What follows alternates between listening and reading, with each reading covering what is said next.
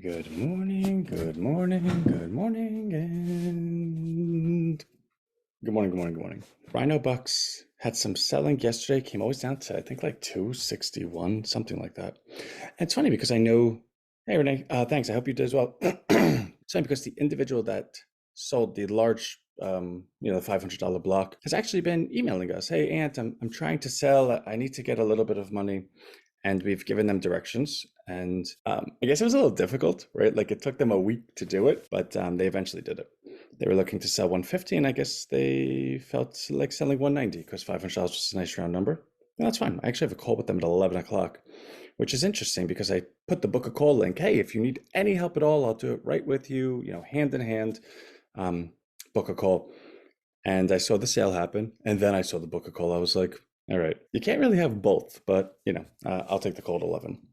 So we're sitting at 265. I haven't purchased anything yet today because, again, like I said, I'm a little behind. I will make our purchases probably towards the latter half of the day. So they're coming. We sent a little bit of money, but I want to send more, and that'll be towards the end of the day.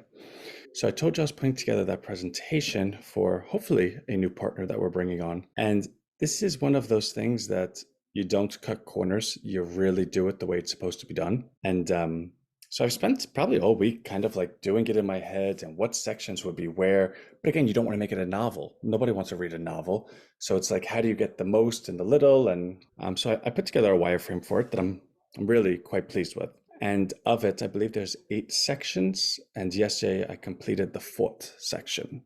Once we complete the 8th section, the next step is to now go ahead and revise the whole thing. Read it in its entirety. How does it look? Do the edits. Which means at that point, it's still not a finished product. It's a 1.0 product. We don't send 1.0s. We send 2.0s, 3.0s. And those 4 sections yesterday, now, albeit, I believe they're probably the largest sections, but it took me 8 hours, I think, yesterday. So presumably the last 4 sections are probably going to take me 5 hours, maybe. And then I don't know about the edits, right? Like you don't know what you don't know. I have no idea what it's going to look like when it's done. I don't know how I'm going to feel when it's all done. But I do know I committed to getting it out by 5 p.m. California time, which is 8 p.m. my time, which means I have 10 hours, 9 hours and 56 minutes from right now to complete it. So as you can tell, well, Anthony, if I'm calculating all these different times, you're kind of under the gun. Yeah. So welcome to my life at the moment, or welcome to what's going on in here right now. But I will get it done. And the goal is to get it done and to have a meeting set by the end of this week. I would like to have some clarity going into next week, but that meeting will be dependent on the individual and their better half because they make decisions together, which I find amazing. In fact, like I said, he was my client 20 years ago. And anytime we ever did anything of substance, I always spoke to him and his wife collectively. And I think that's beautiful. I think maybe I'm more primed to see how beautiful it is these days, but I still thought it was equally as beautiful back in the day. So again, we just have to corral schedules, but that's the goal. Rhino Welt, we sent another email out for yesterday because we believed we'd be taking some action today, which I have taken some action today. I'm not going to get into the particulars because again, it is a premium offering. So I don't want to, oh, well, I don't pay for Rhino Premium, but he says it all on Rhino. And that's not, I would have no problem with that, right? But the person that does pay for it would have a problem in the sense that, well, why do I even need to pay for this? Which then equals less for Rhino Bucks, which is where I have the problem. So it's managing stuff. So if you come over and we, go for dinner, I'll tell it to you, but I do need to respect everyone's position in this. Long story short, we did have a position we were looking at, we have been waiting for. I put an initial offer on it this morning at 290. Marisa, are you out of your... Marisa, did that just fill? Like, is it? Yeah, last price too. Oh my God, I'm looking at your price. Get out of town. I just took a fast step. That's awesome. So I guess I could share that, right? So the position we were looking to get into, I did all the calculations over the weekend about the fair price that I would want. And it came out to 290.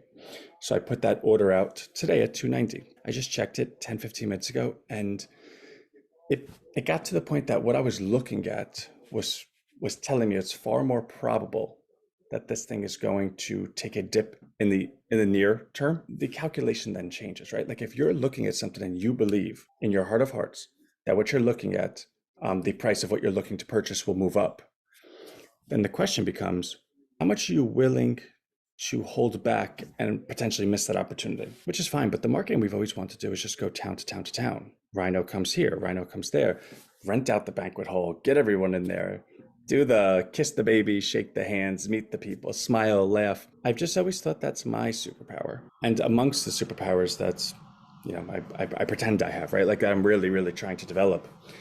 I think what anyone who's ever met me could say, minus one person apparently, is that no, he's good. I like him. I've enjoyed my time with him. I never felt like there was something up a sleeve. He's transparent to a fault. I believe in him. Like these things, I think travel well. In fact, I've always believed being behind the computer is actually a disservice. I think we're taking those skill sets and diminishing them. But to that point, we've still done really, really well as is. We're competing in a field that we know nothing about. Just remember, the bot replicates itself. It, you just have to press a button and you opt into it. And then the bot is going to have all of the value propositions in it. It knows everything about everything. Here's the lawyer, here's the, and living as a text message, think about all the times in a day that you might have a question about anything, or you just want to vent, or you want to share a story, or something.